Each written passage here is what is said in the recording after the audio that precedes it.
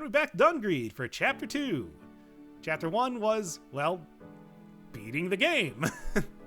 And as such, I did actually unlock something. It is the wing. A little extra move speed, but it allows flight. And it doesn't allow flight in the same way that you would think of flight normally being. No, it is just straight up, like, free movement on the 2D plane. It's kind of ridiculous. Lasley, you cannot possibly beat me, for I've gone fully anime. Well, anyway, this is just kind of a show-off, showcase of this, since I didn't use the wing for too long. I think I actually got it like right at the end of this run. But if you're wondering what I'm wearing, why my character looks like that, and the weapon I'm using, oh, don't worry, that will be showing up a little later in the video. I gotta tease it out of it. So yeah, when you don't have to stand in the fires, this fight becomes a lot easier, because those are really the most unpredictable parts of the battle anyway. Nearly perfect him here. I think I get hit like once in this entire fight. And there it is. So anyway, when we last left Dungreed, I went to talk to the master of the dungeon, Arsha, the Archmage, and told her that the dungeon has been attacking the town. And she said, there's no town out there, so I beat her up. And then when she realized that there was a town out there, she said, oh, it probably just malfunctioned or something, and it should be fine now. Accomplishing absolutely nothing because the dungeon is still in the middle of town swallowing up people. So what is this? What is the plot for this game? Like, what is the plot? Well, anyway, she's hanging out in town now. Oh, the Demon Lord. Would that be the little tiny alcove right above you where I fought you in the epic boss fight that was the somewhat disappointing boss fight that was the end of the previous first run? I mean, it really all Chapter 2 is, which by the way, it's I named them Chapter 1 and Chapter 2 after. That's what the achievements are called. Talking with Arsha is Chapter 1, beating up the Demon Lord is Chapter 2. And all Chapter 2 really adds to the game is a different final boss, the Demon Lord, obviously. And there's nothing else different. It's no like a New Game Plus where you get anything crazy, nothing weird happening, no new dudes to rescue. No, it's just a different final boss. Ah, well. Anyway, Paranu, I got a full praise bar, so that means legendary weapon. And it is the red pickaxe. Oh yes. Auto attacks. You just need to hold down the attack button and it goes to town. Ring of Speed ain't bad either, but I mean, already got a pretty speedy weapon, as it were. Also lowers your power by like 90 and your defense by 20, so that's a weapon. Also, get out of here, short sword. I don't need you. I grabbed the Gladius and the main ghost because I do use the red pickaxe for a while, but well, really having a one-handed weapon with a decent offhand will beat most two-handed weapons, I'd say. Two-handed weapons are better out of the box, but a one-handed with... I mean, all the main ghost does is give you a plus 10 to power, but that's not bad. Especially because this gives you a minus 90 to power, or whatever it is. Legendary weapons can be somewhat gimmicky. Whether it's like having a really good Q ability along with whatever the normal thing they do,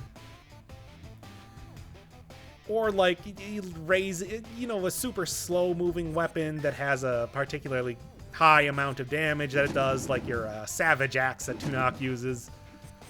They're interesting, but I feel like they fall more into, well, some of them fall more into challenges, and some of them are just good weapons too. The one that I was using against Lasley in the wing run there was more of just a plain good weapon. Hawk Earring gives you a plus 10 to critical, and I think that if you're going to be using a weapon like this, you want to build to its strengths rather than trying to mitigate its weaknesses. Here, I tried to go through a run where I built up some of that power that I'm losing by wielding this, build up some of the defense, but really I should just been building critical and critical damage and just left it at that. And go full glass cannon. I think that would have been a more interesting run than, you know, trying to make it work as a traditional weapon, because this is anything but. Ish. It's got some pretty decent range on it too, so it's not really like it's the worst weapon. You could certainly see a lot of circumstances where you want to use it, whether it's like flying enemies or the bison enemies in the second area.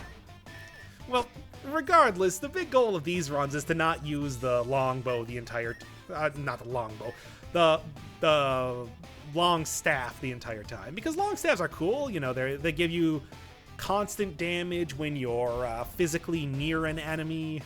But at the same time, there's more weapons in the game. I mean, hell, unfortunately, one of the types of weapons, ranged weapons, I didn't really use all that much in these upcoming runs, which is too bad, really. I mean, they're interesting, but they also have some real issues. You have to reload them, which is kind of frustrating because well, I play this game with a keyboard and mouse because any game that doesn't explicitly say to use a controller, I use a keyboard and mouse with. And for whatever reason, hitting R to reload just wasn't... I kept, like, fat-fingering the wrong button. I don't know. Also, some enemies don't... also, you know, a lot of the ranged weapons don't really do... That is 2 main Gauches and 2 Gladiuses that I got in this run. I didn't even realize that. They're not, like, super powerful, the guns, compared to some of the melee weapons that you can get. And the other thing is that Lasley specifically will actually deflect bullets if you hit his sword rather than his bodies, making it, like, really difficult to use ranged weapons against that dude. And considering he is the second to final boss of the game, usually you gotta kind of be on your A game unless you're using something ridiculously overpowered like the wing. Yeah, here's where I say, you know what, I'm killing things just as fast, if not faster, with the Gladius, so I can screw around with that for a little while. Hey, it fulfills the condition of not being a long staff. Oh, don't worry, I take back out the red pickaxe. It gets quite a bit of work out in the ice caves coming up here. Don't you worry about that. Also, a very good weapon to pick up right here. Or, not weapon, accessory to pick up. That's a huge critical up. Something that, again, would work well with the pickaxe because I think critical is the way to go. Because power's super low, but critical works independently of power. I think all it does is give you a 2 times damage modifier at, I don't know, some amount of rate. Maybe it's just a percentage per critical. I don't actually know. It doesn't, not like it's really telling you in the game. And then you can also increase the amount of damage it does too. And those are actually some of the lower satiation things, even lower than just going straight power. So I don't know, it could be. That's why I think that critical is actually one of the better stats you can get in the game. But yeah, you can see Gladius here. It's just like the short sword. You point and you swing the sword. I guess I was trying to channel like point and shoot like a camera, but that's not really how swords work. Anyway, you just whack at enemies. It's not too much there. There's a bunch of other enemies like or not a bunch of other enemies, a bunch of other types of weapons like the Zweihander there, the great sword are pretty much like 2-handed versions of the short sword. The knives are super low range, but pretty high critical. Ah, yes, and this is what it looks like when you tribute stuff to the altar. You need to tribute a lot, but if you tribute stuff that are like rare or legendary level, you get a lot more. So it generally tends not to be too bad, too, because you get a lot of items in the dungeon, in Dungreed here, so it's not the worst to fill up those bars. If you can get particularly far in the game, you can actually do it in one run pretty easily if you're not too worried about losing out on a decent amount of money. Other types of weapons. You got like the various maces and hammers, which have stun chance. I honestly don't know how stun chance works because I feel like I never really see it that often in the game. I never really see enemies get stunned, but whatever. Got your bow, your long staffs, which obviously I spent the entire last run using. You got your, what else? Spears, which have increased damage when you dash into enemies, but otherwise are pretty slow. I guess they got good range, but that's about it. The various legendary weapons are usually usually a type of weapon that already exists, whether it's like a big sword, for example, the Skeleton King's sword, which you get from Belial here. Which, by the way, Belial, take that. Nerd. And it's like that. That is kind of a unique moveset by itself, but is not amazing. Nastron, for example, that you get from Nibelheim is just like a spear.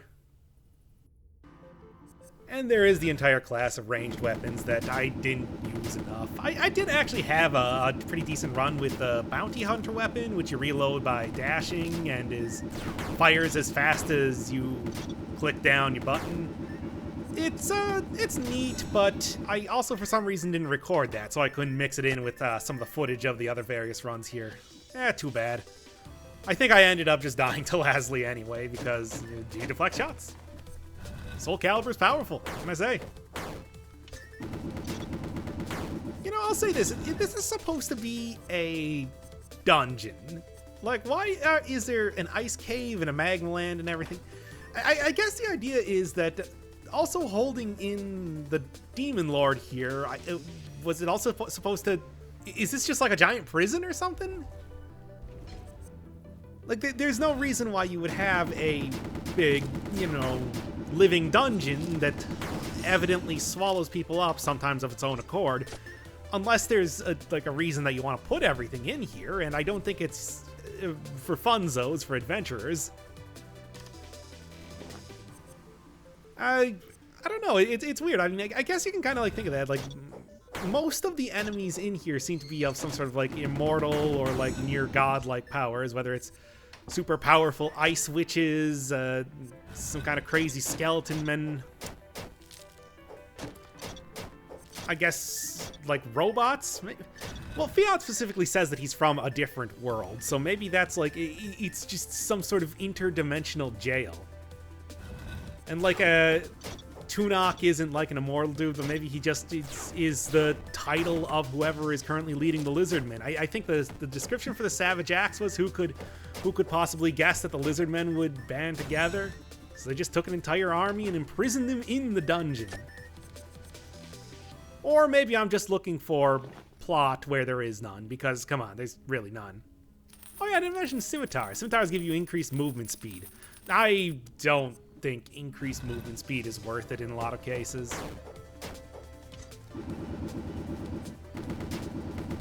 But, you know, I don't know, maybe if I saw like a... Maybe if I saw like a speedrun of this game would kind of turn me around on that, because you can get some pretty hefty movement speed, whether it's through accessories or the food shop itself. I'd be kind of interested in seeing what the mix-up of all the different various stats that you would get if you were trying to go through this game as fast as possible. I mean, obviously it's not a very long game by any stretch of the imagination. You can certainly beat it within, I would probably guess, like any percent sort of run, you know, or starting from new game or whatever. You could probably, I don't know, get it like 20 minutes or so, I think, almost. Yeah, that red pickaxe sure does, it's got more range than it looks like it does. Like the various red splatters that you get when you're using it aren't quite the range. It's actually a little bit more than that, even. Still don't like the weapon.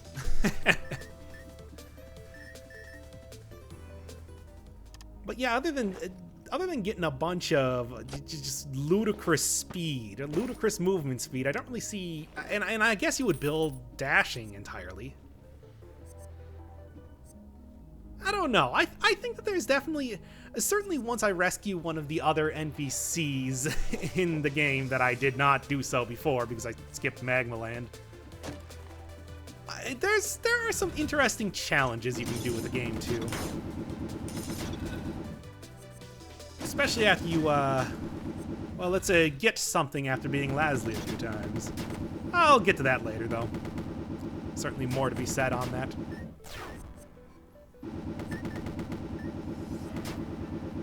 I think with, like, the Hammer of Tegus, as well as the Hawk Ring, I'm getting some pretty good damage off of this now. And especially I know the the upcoming fight against Nibelheim, it's like this weapon is almost ideal for that, because every one of the ice shards that she summons is counterable by hitting it with some sort of weapon. So the ability to swing this quickly almost renders you immune to those ice shots. As well as, at this point, dealing a pretty decent amount of damage. I mean, it's not amazing or anything, but it's pretty good.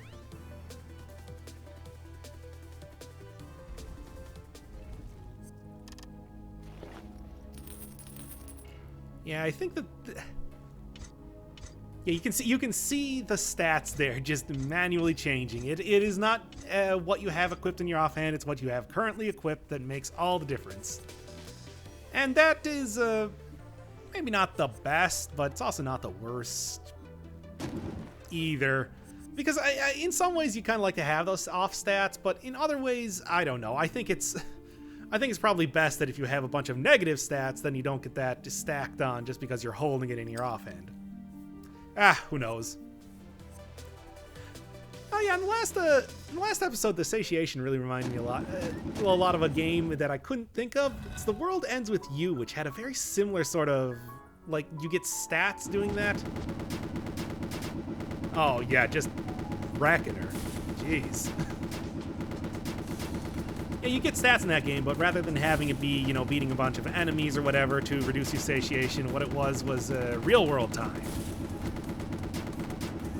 Makes me wonder if that was kind of a bit of inspiration for this game, but who knows. Either way, it gave me an excuse to talk about The World Ends With You again, which I'm always okay with. That game is great. Should be getting like a sequel soon or something. They're doing something with it, I don't know.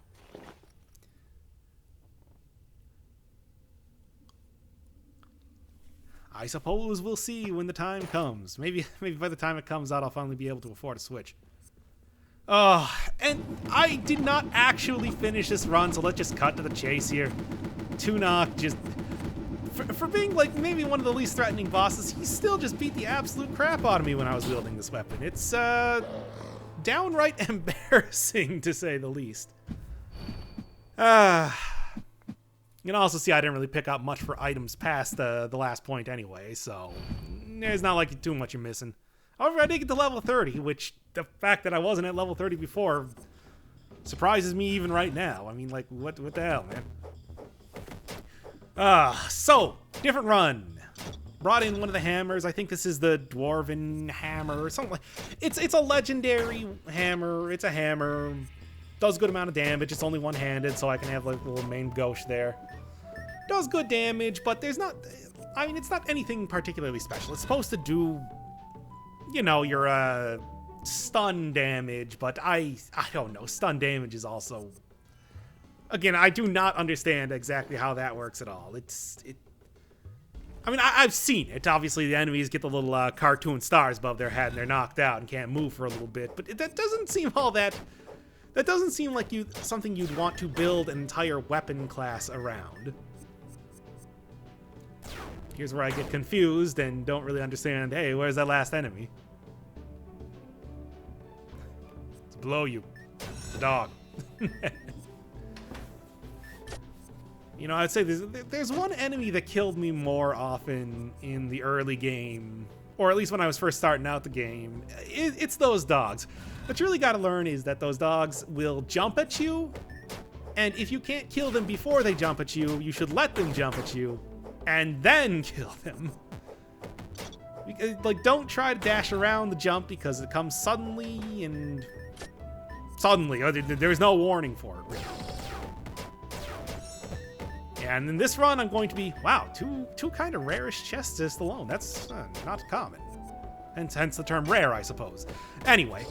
Yeah, and here I do a lot more of a full clear type of thing, so you do get to see a lot more of, like, the hotlands and everything, too. It's trying to get the whole package. I mean, I'll say this, if you have the right stats, if you have played through the game before, and if you are very choosy about the sort of footage that you put up, you too can also look like you know what you're doing in this game. But no, it also makes it a lot easier to check out what's all around every single place here and all the various little secrets and hidden areas. And There's actually not too much for hidden areas in this game. I said that like there was. You know, this area has the thing where enemies will appear if you walk in front of like some of the residential areas of the lizard men, which is interesting because that gives you kind of a choice, a bit of an option, risk reward there. I think I said in the last episode to say that I want to fight a bunch of lizard men to get an extra chest, or I don't. And this game I think could really use a lot more of that. In general, I would say that one of the main weaknesses of Dungreed here is the fact, man, we got another Hammer Tegus. That's... yeah, no, screw Spike Ball. Don't need that. Hammer and Hammer. That's... But anyway, yeah, the main weaknesses I would say with this is that there's not a whole lot of different rooms, and there's no branching paths or anything.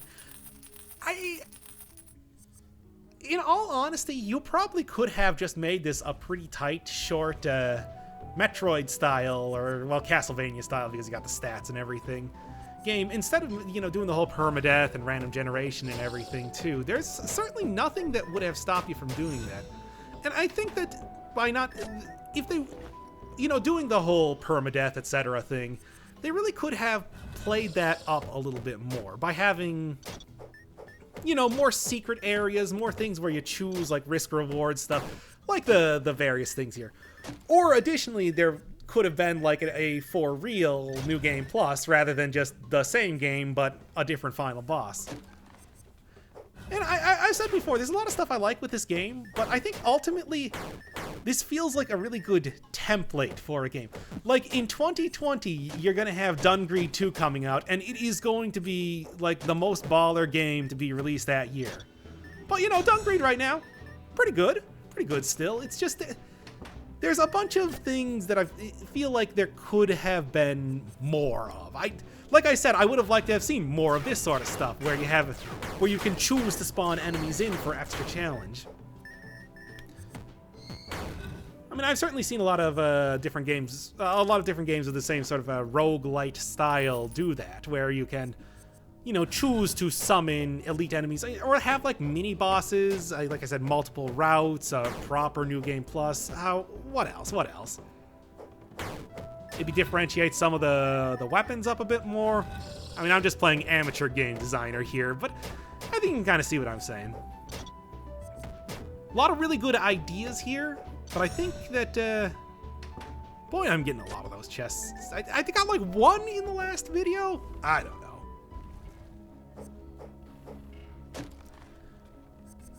Well, anyway, regardless, there is still a lot to do, and there is definitely some replay. There is definitely a good amount of replayability with this, especially as soon as I unlock the... well, I mean, you know, I got an outfit in the last game. It's the guy that gives you outfits. That's kind of what you're looking for here. Oh, that invincible guy is extremely obnoxious. Especially when he decides to make himself invincible right at the end of the battle. Or make something like one of those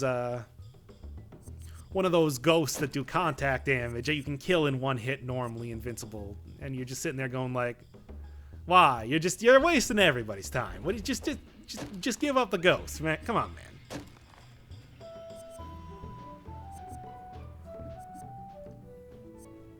It is still weird that who gave Arsha this dungeon? What? Like, the thing is clearly alive, so what is it, like her pet dog or something? Almost?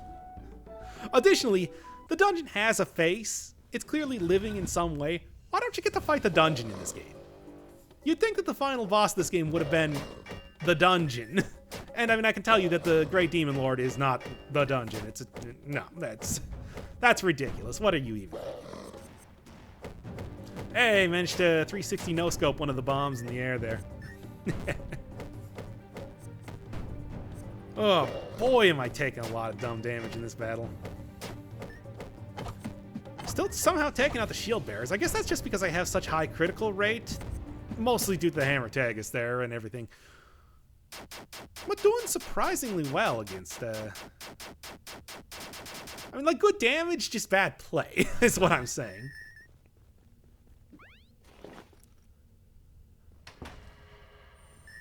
Butterfly knife attacks so slowly. I mean, it has really fantastic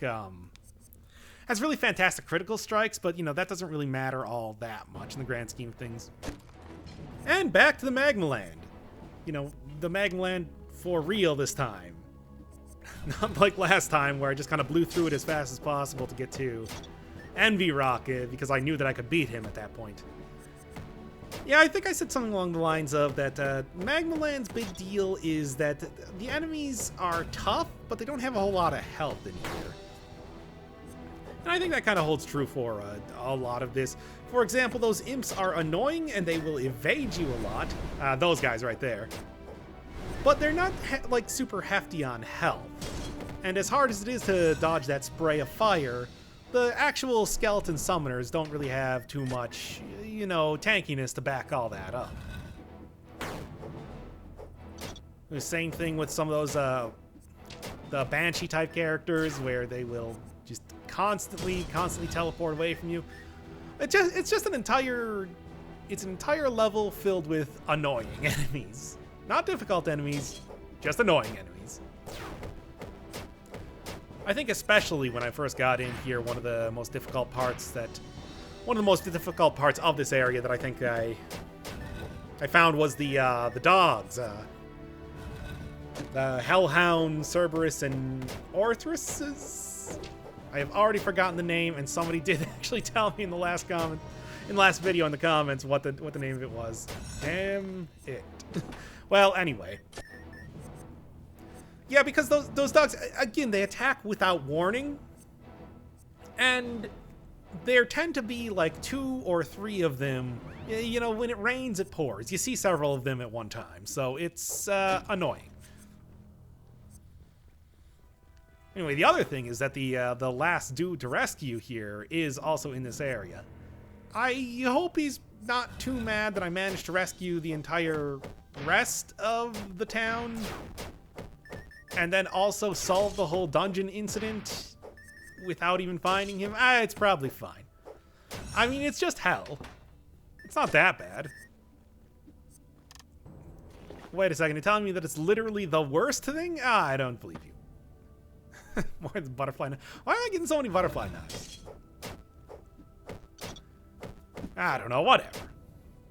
I honestly don't know if the hell skeletons seem to have any different stats than normal skeletons, or if they're just like a skin. I mean, it could be either. You could tell me either, and I would believe it. I mean, if they did actually have different stats, that would have been an interesting thing for a new game. I mean, one of the easiest things you can do when it comes to these sort of games is put for a new game plus type of idea, it's putting out of depth enemies like those hell skeletons in the early game or something like that, you know, to give it an extra layer of challenge, or just maybe like have your character take extra damage. I don't know, I want something more. It's just the same game otherwise. How's this chapter 2?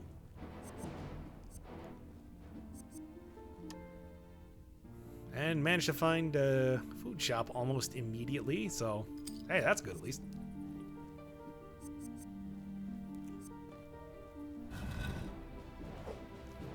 This area is one of the most annoying to go through. However, if you do have the maximum amount of dashes you can get because you spec'd into movement, whatever that tree was called that I've already forgotten the name of, you can actually continue to get that chest, because I'm sure you can probably guess that the second that you beat up these imps here, the ground kind of drops out from underneath you. Yep, right there. However, it's just like fighting Arsha. Oh, those plant things. I swear those plant things were just put in the game to psych you out, because all they do is they drop off little bombs and, like, I don't know. The Lightbringer. This is the weapon that you unlock from beating Lasley. And you can see here that you gotta hold down longer to give it more range. It also has a really, really ridiculous lighting effect, which I'm betting that's probably because they were using Unity, so they're like, hey, maybe we should use this or something. And you have to hold it down for quite a while, too. Yeah, I don't use it for too long, and It does make me wonder. I mean, it's so bright and shiny. It makes me think that there's something, I don't know, something special it does. But as far as I can tell, that's not the case. So I don't know. I think like having to wait to use the weapon is more annoying when I can just kill things immediately with my hammer and make that as effective as possible.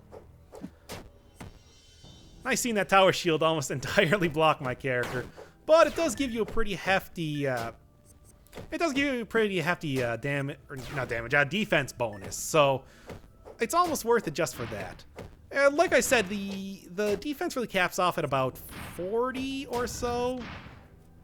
And I think this is like, it's a pretty decent amount of defense. It's like 10 or 20, so that's like a fourth just alone that you're getting from it. And you can also hit E to block all incoming damage, but you can't attack for X amount of time, which, well, if you can't attack, I mean, that's not that useful. There is one phase during the final boss where I think I use it a little bit, but eh. Also something with those plants to throw down those bombs. The bombs, the like more advanced looking plant, the bombs that it throws down have little tiny feet that they walk along. That's cute. Oh, finally. Well, I'm rescuing the one townsperson that's left. If that's what you're asking. Alright, well, we'll be seeing more of him later. In the meantime, that's about as much time as I want to spend here. Also annoying is that it looks like you're jumping directly down to lava every single time you go to fight Envy Rock here. And you know what? I think this would actually be a pretty good place to use the block ability of the shield too. Especially when he's throwing down fireballs like that. I said in the last video that the best course of action is to just kind of stay away from those. Unless you have a particularly huge health pool or are feeling particularly confident in your abilities. And yet, sometimes I just decide, well, you know what? I don't like that whole dodging thing, so I'm just going to walk directly into fireballs 3 to 5 times. And I'm glad these guys die so quickly, because otherwise that attack could probably be a sticky wicket. Why a sticky wicket? I don't know. Also, I have 0 health here. What is up with that? I mean, not that I'm complaining, but still. And I died anyway. Wah, wah. Hey, you got to see the, apparently it does not kill you at 0 health, but you have to go to negative health? I don't know. What is this game even? Only about halfway up. Anyway, talk to Yulford, because obviously there's a boutique to be building. And also a gunsmith. I'll get the gunsmith later. Change into obtained costumes. Well, I mean, there's only 2 unlockable costumes. I mean, and I already got one of them. So, pretty much every costume is obtained at this point. Chef's Salvation. There is an actual story behind that. Otherwise, it's just kind of a ranged weapon that meh. Blessing of Sage gives you a plus to a bunch of stats, but a super minor plus. Meh. Now that's an item. Also clearly supposed to be a reference to the Harry Potter map, but that's not what the quote is, so I don't know. Maybe it's to avoid getting sued by J.K. Simmons. Yep, there's the story of the Chef's Salvation. Like, what is... I mean, playing a video game for the plot is like eating soup for the spoon. I came to this town by one particularly fat horse. Like, what are you talking about? Plate Mail Warrior is my favorite because minus 10 health. It's like by the time you get into the late game, you get like 3 times that from eating a single piece of food. But as you can probably see, a lot of the various different types of costumes are actually more like playstyle changers or challenge modes. It's pretty... I have no idea if this is supposed to be a reference. Maybe it's just a joke about one of the development team. whatever. But yeah, there are different ways to play the game, which I think is cool, but also like, oh, it requires you to like relearn everything about how to play the game. After the Common Rider there, this guy I really did try to make work, but you lose a lot of health and a lot of defense when you start to pick up items, and you think it's like, oh, well, I just won't get hit, but and there's the one that I unlocked last time for eating like 15 foods in one run. And it might not look like too much, that minus 20% move speed as well as the attack speed, but you use it for long enough and you feel it. Now, last one I will unlock in this video, so don't you worry. That said, I do have dashes, so it's really not the worst thing too, but hey, it is also a... You know, you don't always have dashes, I suppose. I like that Lizard Man Town person. You can clearly see by the symbols that he's got spouting off the top of his head that he's also learning Japanese there, which I can appreciate. I can relate. Alright, skip right to the end here because you don't need to see the entire run again, especially because I somehow got just about the same build. It's an amazing coincidence. I think I said earlier, when it rains, it pours, and what better example of that is getting the exact same loadout again. Obviously also way more health. Yeah, you can see the move speed thing is minor, but it's just enough that even watching this right now, I notice it. Oh well, you know, hey, I just unlocked the costumes, why not try it out? And this was one of the costumes that you had to do something special to unlock, so that means I doubly have to try it out. Man, and Envy Rock is really one of the toughest fights in this game until you learn all of his patterns.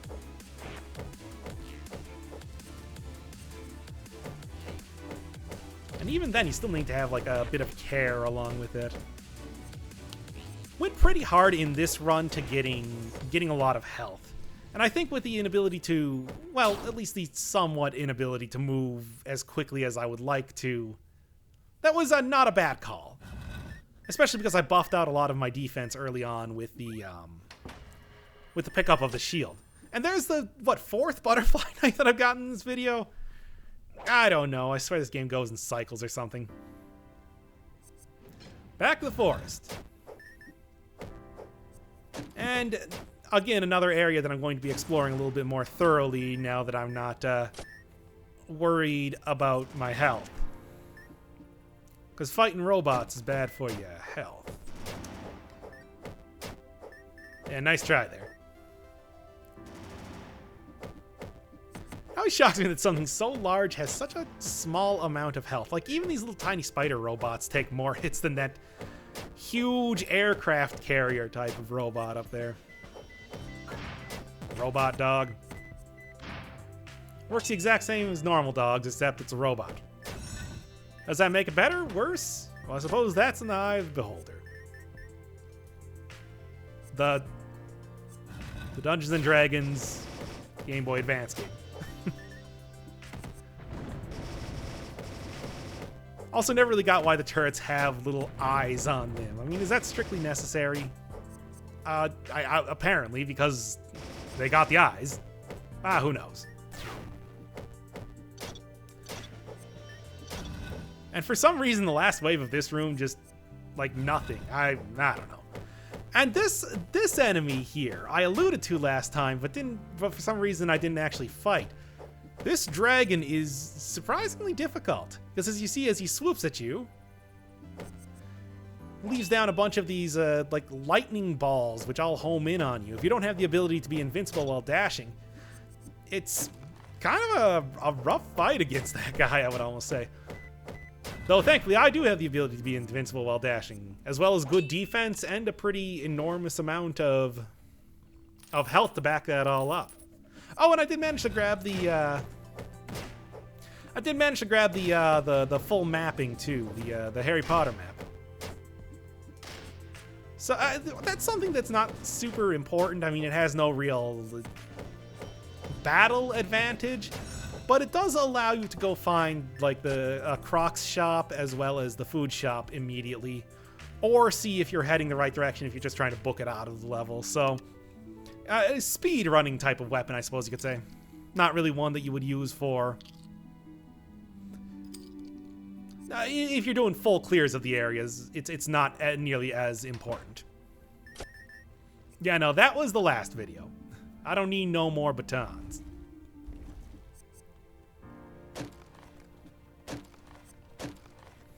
Always helps to see if you can find another fairy or two there. But other than that, I already knew. See, I can just go directly right and finish up this level right now. But nah. I got more than a powerful enough run to be able to kind of get through this area too. Yeah, I think I said last time that the hardest things are not so much the robots themselves, but the non-robot enemies unique to this area. And I think that you can really see that with these dogs, which are just super relentless, and that dragon, which is super comprehensive of his projectile coverage.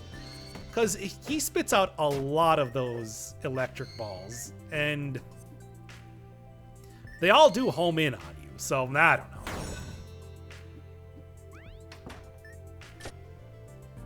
Yeah, you can only do the dashing attack if you have a melee weapon equipped. So if you're using a ranged weapon, it does not work.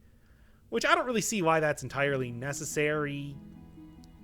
I mean, I get like the like real world implications of that, but like, it's not. You can easily. Whatever. This is a game where you just dash in directions for no apparent reason. I suppose it's not really the. They can do whatever they want, is what I'm saying. Which, by the way, does like everybody have the ability to dash in this world? Is that just like a standard ability? I mean, I guess Koblovonia, which I've already forgotten her name. And she teaches you how to dash better, so I guess everybody can dash. Just in all cardinal, well, actually in every direction possible, 360 degrees. I don't know. Either way, I think that if given the chance to have some sort of move that makes you invincible, like it gives you an automatic stop taking damage type of move, whether it's defensive or kind of partially offensive focused like the one in this game, I will almost always take that, because I like that sort of. I like not having to like do a bunch of tricky maneuvering around as much as keeping in the fray and then having options to, you know, mitigate damage where possible. I would rather have a parry than, you know, just be forced to kite around enemies, I guess is what I'm saying. I mean, certainly that's pretty obvious considering that I play a whole lot of Dead Cells, and that game is like 90% doing that. A little bit more legitimate of a battle against the Slime Maker this time. I mean, not that it really requires it. That sprite's still super adorable. God, I love that. I love the look of it. He's just using a little tiny joystick up there. But yeah, no contact damage when you're actually hitting the thing, but you do have to be sort of like picky and choosy as to which area you want to be on. And I think that obviously you have like the slimes that are there to slow you down or whatever, but if you're staying up front, they are not much of an issue at all. Similarly, invincible while dodging gives you a pretty good advantage too. Nah, this enemy, regardless of how you look at it, not too difficult. Finally. From all the way in the beginning of the game to now, we get the Muramasa, making me a fat guy with a katana. I did not realize that they put me in this game. I didn't even contribute to their campaign, and yet they still made a tribute to me. Well, anyway, Muramasa, it attacks pretty. I mean, obviously it's legendary, so.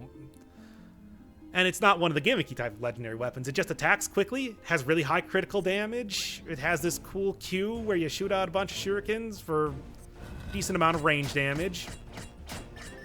Pretty good, a pretty good amount of range with it too. Even it's just a good weapon, period. I would say that if you find this in the game, pick it up, and all day you'll have good luck. Like, I don't think that there's any point where... I don't know why I hit Q there. I think that was an accident. I certainly have more than enough health, and I really don't need... Well, the Hawk Ring I could probably keep, but the... Okay, well, like... Whatever passed me. Anyway, I think I probably could have easily replaced the map instead with that, because like, come on, I am perfectly fine fighting all of these enemies right now. I'm not having any issue blowing through this whole area. I could easily just sacrifice some mapping for extra power. And similarly, some health. Hey, it was this area that killed me last time. That's right, I'm finally growing up and learning how to dodge around enemies. Not like somebody that's actually partially competent at this game. Still don't know why robot dogs are appearing here. Maybe the Moonlight Army was a big fan of robot dog. I don't even know. Yeah, if all you had was this weapon, you wouldn't even notice that those enemies are regenerating.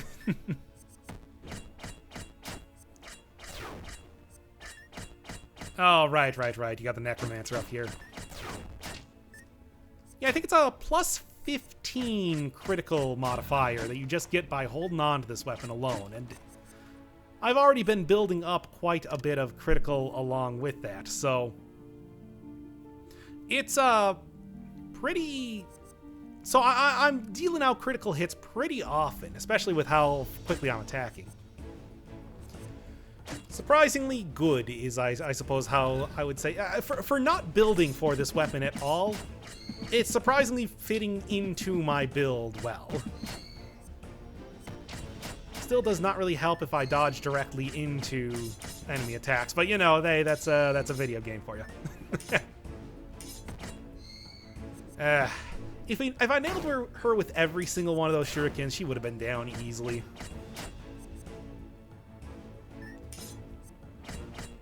And then Necromancer managed to get off a singular enemy, which I still got to deal with, because that's how the game works. You know, those Necromancers, that's another one of those enemies that I think would work pretty well early in the game. Because you're already fighting a lot of those, a lot of the various skeleton-type enemies already. Why not just throw something that summons a few of those in there for New Game Plus or something?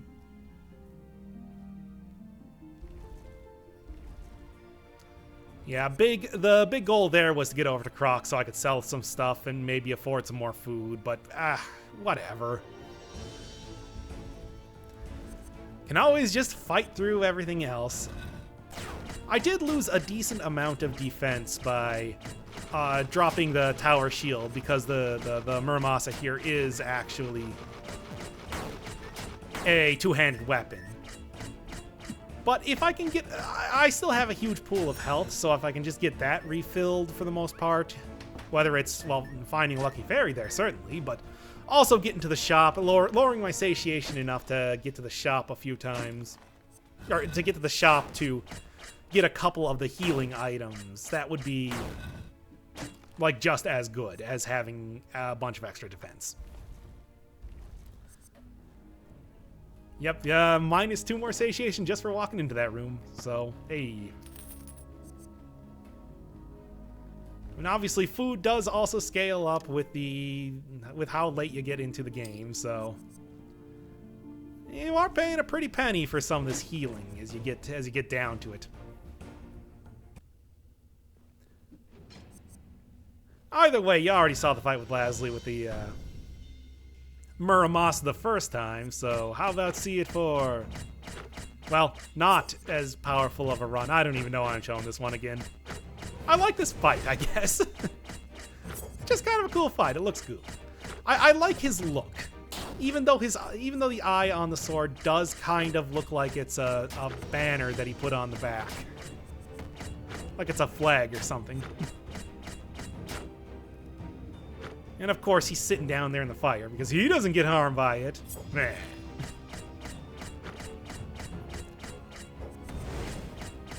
Yeah, it's really worthwhile to have that invincible while dodging thing here. I mean, like, the ability to just go through those enormous, well, not only the sword slashes, but also the when he summons fire is just totally invaluable. Because otherwise, I don't even know how you would go through that. Oh, well, whatever. Not going to be a full heal because the fairies that you get after bosses are always only 8, plus 80 health. Also, I never understand why he spits out more gold than after his death cutscene. And another butterfly knife. What is with these knives? Either way, it doesn't really matter because, hey, we back. Deep in the dungeon. Girl, I love it when you get all deep up in that dungeon. Anyway, you just have regular platforms here, jump up them, blah, blah, blah. It's the same thing, except minus the Arsha fight. So, not too much to say here. However, that does mean that there is a final boss fight coming. Final boss fight coming up here, as you can see by the big open door. And you might think, oh, it's going to be an entire level or whatever. It's like, nah, it's just a boss fight. I'm a little disappointed. I was kind of hoping for a final super level here. Anyway, Caminella, probably. So you got Dormammu here, and he's got some pretty cool high kicks, which I gotta tell you, pretty stylish. I do like that. But aside from that, I mean, homing attacks here. And one of the big things is that when he flashes that, he opens up a big portal to hell in the middle of the screen, which sucks you in, and is an instant death. So, don't get caught like that, like I did. No, not the butterfly knife. Well, anyway, now I can finally afford one of the very last... No, not worth blessing there. I want a full bar.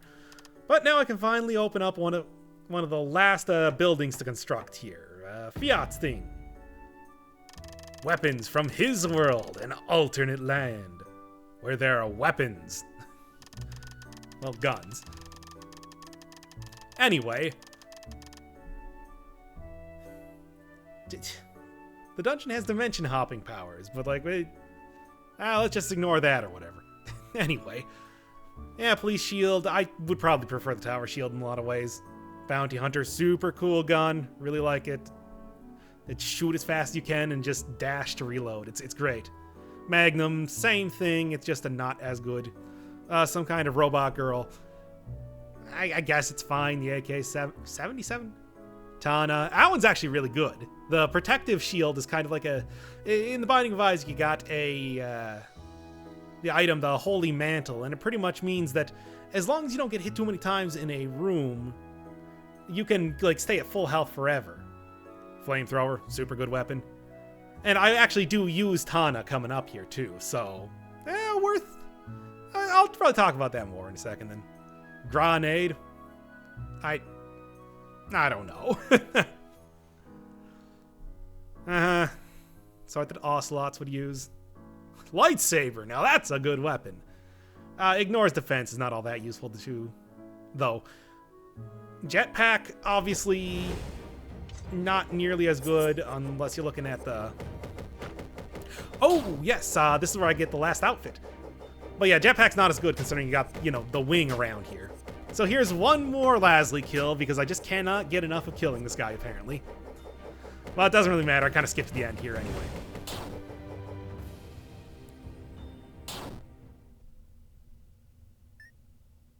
Pew pew. And now, the last costume. That's right, it's Lasley himself.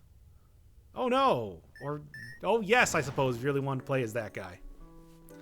So let's check that one out, because it's a bit different compared to the other costumes, to say the least.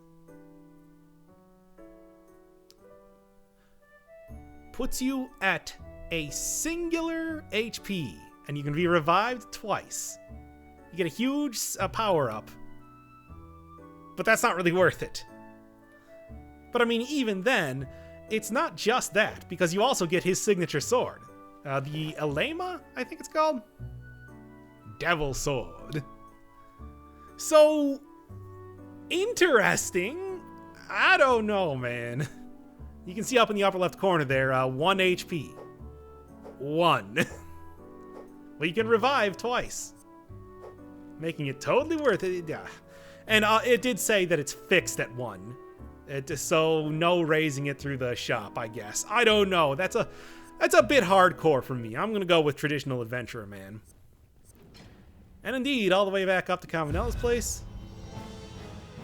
And I got Tana there, who will block a bit of damage. And then as soon as you finish the room, the shield will regenerate. Meaning that you can keep yourself at full health. Yeah, if you just play decently well. Other than that, also got the lightsaber, because lightsaber's just a really good weapon. It's just a good version of the sword.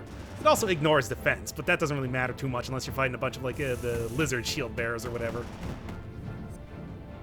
So as long as you watch out for the Gate of Hell, as well as his sick high kicks, just dash around there to dodge those. I don't know if those explosions actually hurt you in the background, but I don't want to try. Anyway, yeah, of course he's got a face too. He gets a little awesome crown. He gets like pretty much upgraded versions of all of his attacks. The explosions in the background are happening more. The gates to hell occur and have 2 instances now. These things move a bit more quickly and a bit more erratically. But it doesn't really matter because I have an absurdly powerful build here.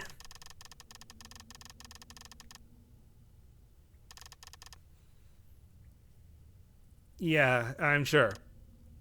Oh, who could possibly seen this coming?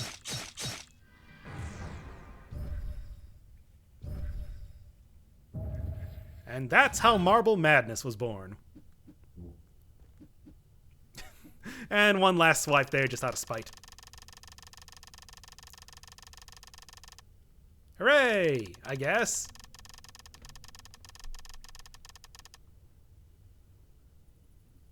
Weird way to phrase that. Yeah, I was going to say no, but but that was the leave option, so, not as... whatever, that's fine.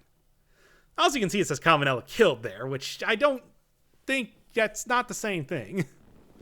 He definitely was not, unless he was. You get stabbed a lot.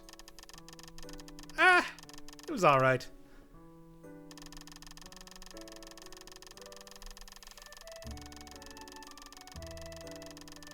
Yes. Aren't you, though? Aren't you, Arsha? That is a really weird way to phrase that.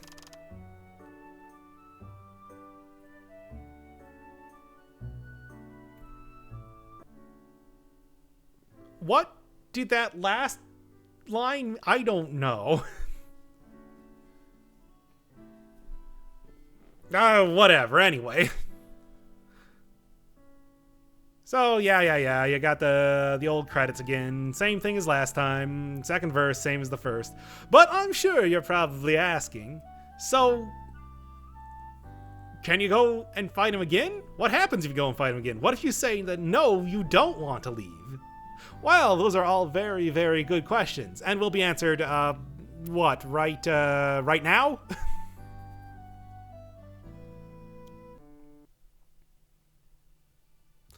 Oh, but yeah, first, gotta go back to the start screen for some reason.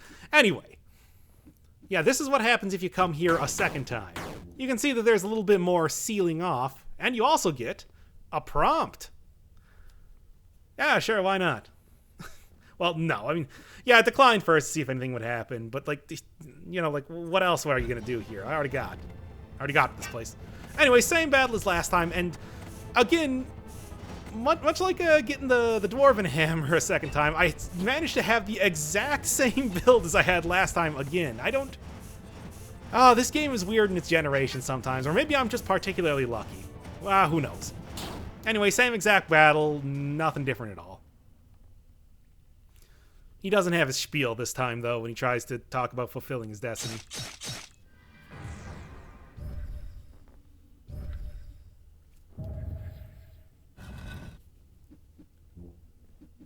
And no, you can't attack that still.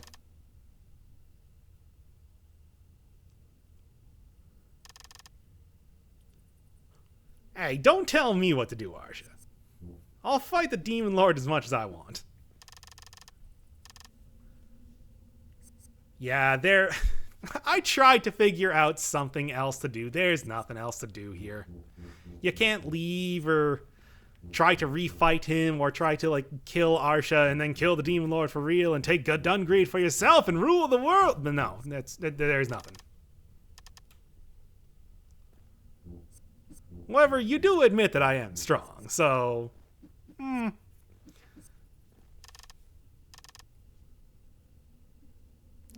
Ah, well. And that's it. That is the entirety of Dungreed. Overall, still saying, enjoyed the game quite a bit.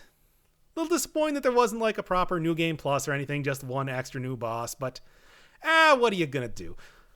I still hold that if there is ever a Dungreed 2 or some sort of spiritual successor, that they have all of the basis that they need to make like just like totally knock it out of the park as far as the game goes.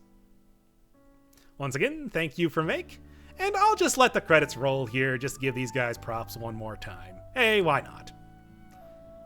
Aside from that, that is it for Dungreed.